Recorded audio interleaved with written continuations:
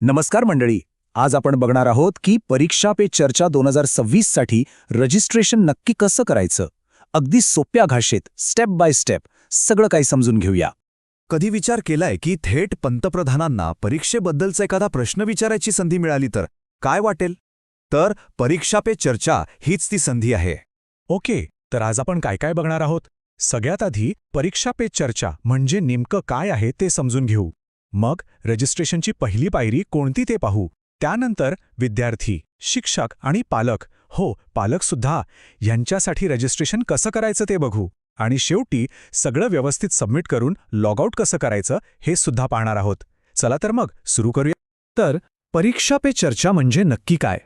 ही एक अशी संधी आहे जिथे इयत्ता 6वी ते 12वीचे विद्यार्थी तर सहभागी होतातच, पण सगळ्यात इंटरेस्टिंग गोष्ट म्हणजे यात त्यांचे शिक्षक आणि पालकसुद्धा भाग घेऊ शकतात.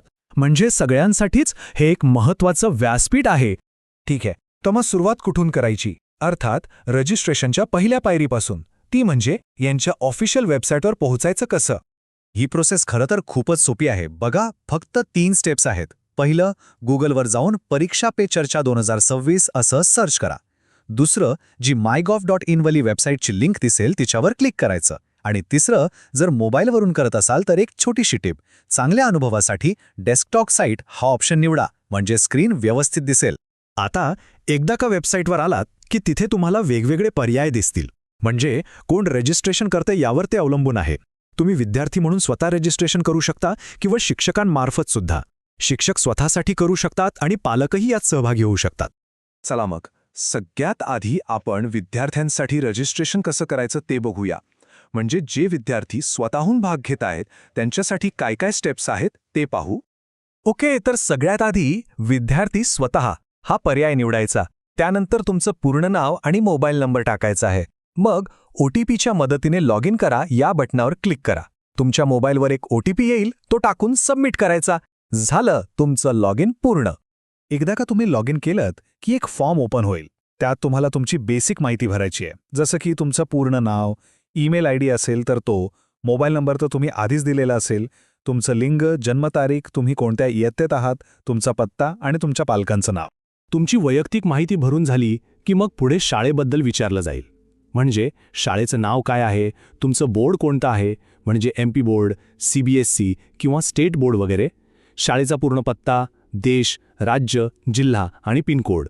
ही सगळी माहिती व्यवस्थित भरायची आहे. आणि आता येतो सगळ्यात महत्त्वाचा भाग. इथे तुम्हाला एक छोटीशी ॲक्टिव्हिटी करायची आहे. म्हणजे 5 सोपे ऑब्जेक्टिव्ह प्रश्न असतील, त्यांची उत्तरं द्यायची आहेत.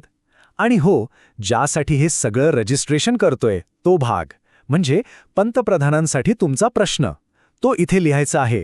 चला, विद्यार्थ्यांचं रजिस्ट्रेशन कसं करायचं हे तर आपण पाहिलं. आता वळूया शिक्षकांकडे. शिक्षकांसाठी रजिस्ट्रेशन प्रक्रिया कशी आहे ते बघूया. आणि एक सांगायचं तर लॉग इनची प्रोसेस बऱ्यापैकी सारखीच आहे, त्यामुळे सोपी आहे. इथेही अगदी तसंच आहे.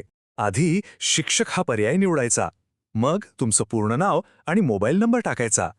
OTPच्या मदतीने लॉग इन करा वर क्लिक करायचं. आलेला OTP टाकायचा आणि सबमिट करायचं. पाहिलं किती सोपं आहे. आता शिक्षकांचा जो फॉर्म आहे त्यात थोडी वेगळी माहिती असेल. म्हणजे पूर्ण नाव, ईमेल, मोबाईल नंबर, लिंग, जन्मतारीख हे तर आहेच. पण त्यासोबत तुम्ही कोणता विषय शिकवता, तुमच्या शाळेचं नाव, बोर्ड, शाळेचा पत्ता आणि पिनकोड, ही सगळी माहिती इथे भरावी लागेल. ठीक आहे, विद्यार्थी झाले, शिक्षक झाले. आता बघूया पालकांसाठी रजिस्ट्रेशन कसं करायचं. पालकही आपल्या मुलाच्या वतीने यात सहभागी होऊ शकतात आणि यात त्यांना स्वतःची आणि मुलाची दोघांचीही माहिती भरावी लागते. पालकांसाठी लॉग इनची प्रक्रिया सुद्धा एकदम सेम आहे. पालक हा पर्याय निवडा, नाव आणि मोबाईल नंबर टाका, OTPने लॉग इन करा, झालं. यात काहीच नवीन नाहीये. पालकांचा फॉर्म मात्र थोडा वेगळा आहे. इथे पालकांना स्वतःची माहिती द्यायची आहे. म्हणजे नाव, ईमेल, मोबाईल, तुम्ही काय व्यवसाय करता आणि पत्ता. त्यासोबतच मुलासोबत तुमचं नातं काय आहे हे निवडायचं आहे. आणि मग तुमच्या मुलाची माहिती, त्याचं नाव, लिंग, इयत्ता आणि बोर्ड. बरं, मग तुम्ही विद्यार्थी असाल, शिक्षक असाल किंवा पालक, एकदा का तुमचा फॉर्म भरून झाला, ॲक्टिव्हिटी पूर्ण झाली आणि प्रश्न लिहून झाला की शेवटच्या स्टेप्स सगळ्यांसाठी सारख्याच आहेत. हे शेवटचे टप्पे नीट लक्षात घ्या. सगळ्यात आधी सबमिट करा या बटणावर क्लिक करायचं. मग एक कन्फर्मेशन मेसेज येईल, त्यावर ओके क्लिक करा.